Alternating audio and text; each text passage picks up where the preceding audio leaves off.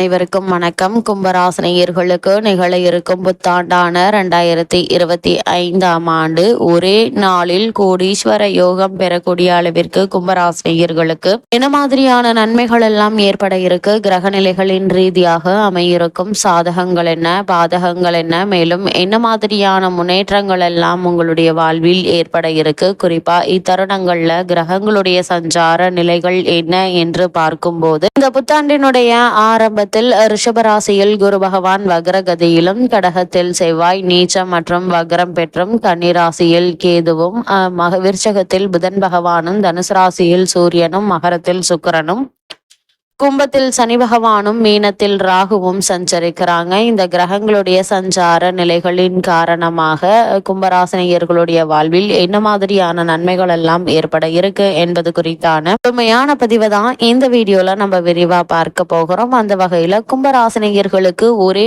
நாளில் கோடீஸ்வர யோகத்தை தரக்கூடிய ஒரு கிரகமா குரு பகவானுடைய சஞ்சாரம் அமைஞ்சிருக்கு. அதாவது கும்பராசினியர்களுடைய வாழ்வில் ஜென்ம சனியின் ஆதிக்கமும் தனலாபாதிபதியான குருவினுடைய வக்ரமும் இருப்பதால் மிகுந்த கவனம் தேவைப்படுங்க. ஆரோக்கிய தொல்லை அதிகரிக்குங்க. அடிக்கடி உடல் நலனும் மனநலனும் ஒத்துழைக்காமல் போகலாம். அஷ்டமத்து கேதுவின் மாற்றமும் குரு பெயர்ச்சியும் அதிக நன்மைகளை வழங்கும் என்பதால அதுவரை பொறுமையோடு இருங்க. சனி பெயர்ச்சிக்கு பிறகு முழுமையான நற்பலன்கள் வந்து சேரக்கூடிய ஒரு தருணமாகவே இத்தருணம் அமைஞ்சிருக்குது. அது மட்டுமில்லாமல் இந்த ஆண்டை பொறுத்த வரைக்கும் இந்த ஆண்டினுடைய தொடக்கத்தில் உங்களுடைய ராசிநாதனான சனி ஜென்ம சனியாக சஞ்சரிக்கிறார். எனவே ஆரோக்கியத்தில் அடிக்கடி அச்சுறுத்தல் ஏற்படுங்க. மனக்குழப்பம் அதிகரிக்குங்க. உறவினர் பகை உருவாகும். எதையும் சரிவர செய்ய இயலாது. இருந்தாலும் பொங்குச்சனி காலமாக இருந்தால் ஓரளவு நற்பலன்கள் கிடைக்குங்க. பண தேவை அதிகரிக்குங்க. ஆனால் வருமானம் குறைவாகவே இருக்கும். ஒரு காரியத்தை செய்யலாமா வேண்டாமா என்ற இரட்டை மனநிலை உருவாகும். தன்னம்பிக்கை குறையாமல் பார்த்து கொள்ள வேண்டிய ஒரு தருணமா தான் இந்த புத்தாண்டு அமைஞ்சிருக்குது. ஆனால் கும்பராசினியர்களை பொறுத்த வரைக்கும் இந்த ஆண்டினுடைய தொடக்கத்திலேயே தன லாபாதிபதியான குரு வக்ரம் பெற்று சஞ்சரிக்கிறாருங்க. எனவே இந்த காலகட்டங்கள்ல தனவரவில் தடைகள் ஏற்படலாம். பிறரிடம் ஒப்படைத்த வேலை நடைபெறாமல் போவதுடன் வீண் பழியும் வந்து சேருங்க. எனவே எதையும் உங்களுடைய மேற்பார்வையில் வைத்துக் கொள்ளுங்க. 2இல் ராகுவும் 8இல் கேதுவும் சஞ்சரிக்கிறாங்க. அதனால் அஷ்டமத்து கேதுவினுடைய ஆதிக்கத்தால் தடைப்பட்ட தடைகள் தாமதங்கள் உருவாகுங்க. அதிக கவனத்தோடும் எச்சரிக்கையோடும் இருப்பது மிக மிக அவசியம் என்பதை கிரகநிலைகள் அறிவுறுத்துது. குறிப்பா கும்பராசினியர்களுக்கு உங்களுக்கு யோகம் செய்யக்கூடிய ஒரு கிரகமா குரு பகவான் அமைஞ்சிருக்கிறாரு. அப்படிப்பட்ட குரு பகவான் 11/5/2025 அன்று குரு பகவான் மிருகஸ்ரீஷம் 3ஆம் பாதத்தில் மிதுன ராசிக்கு பயிற்சி ஆகிறாரு. அவரது பார்வை உங்களுடைய ராசியிலும் 9, 11 ஆகிய இடங்களிலும் பதிகிறது.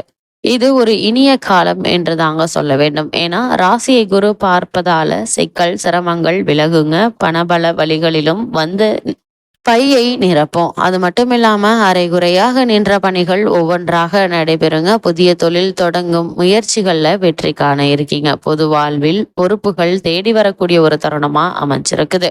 குறிப்பா குருவினுடைய பார்வை 9ஆம் இடத்தில் பதிவதால் ஒளிமயமான எதிர்காலம் அமையுங்க. நண்பர்கள்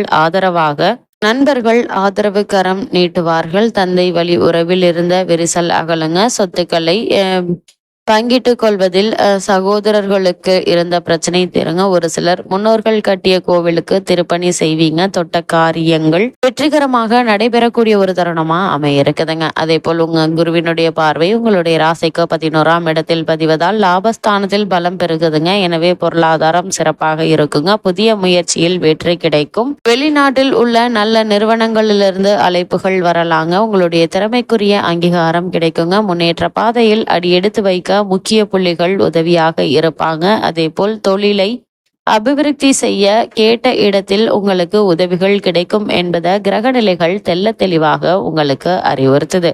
இந்த காலகட்டத்தை பொறுத்த வரைக்கும் உங்களுக்கு எதிர்பாராத பல முன்னேற்றங்கள் ஏற்படக்கூடிய ஒரு ஆண்டாதான் இந்த புத்தாண்டு அமைஞ்சிருக்குதுங்க. அதே போல் கும்பராசியை சேர்ந்த பெண்மணிகளை பொறுத்த வரைக்கும் இந்த ஆண்டு விரயங்கள் அதிகரிக்குங்க. ஜென்ம சனியினுடைய ஆதிக்கம் இருப்பதால் ஆரோக்கியத்தில் அடிக்கடி பிரச்சனை ஏற்படக்கூடும். கணவன் மனைவிக்குள் விட்டு கொடுத்து செல்வது தேவையில்லாத வீண் பிரச்சனைகள் ஏற்படாமல் இருக்க உதவிகரமாக இருக்குங்க. அதே போல் மற்றவர்களை பற்றி விமர்சிக்க வேண்டாங்க. பெற்றோர் உடல் நலன்ல கவனம் தேவை. பிள்ளைகளை உங்களுடைய மேற்பார்வையில் வைத்துக் கொள்ளுங்க. இடமாற்றம் வீடு மாற்றம் போன்றவை ஏற்றுக்கொள்ளுங்க. ஒரே தொகை செலவழிந்த பின்னரே அடுத்த தொகை கைக்கு வந்து சேருங்க.